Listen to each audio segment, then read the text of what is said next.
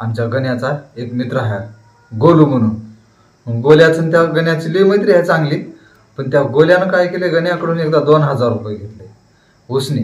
आणि मग गण्याने त्याला लई वेळा मागितलं, खूप मागितलं, पण गोल्या काय त्याला पैसे वापस देतच नाही.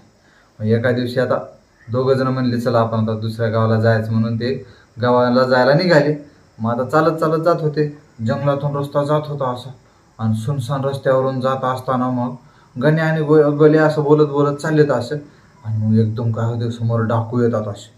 आता चाकू बंदुकी वगैरे असतात त्यांच्या अशा. आणि मग आता हेला हे धमकावणार.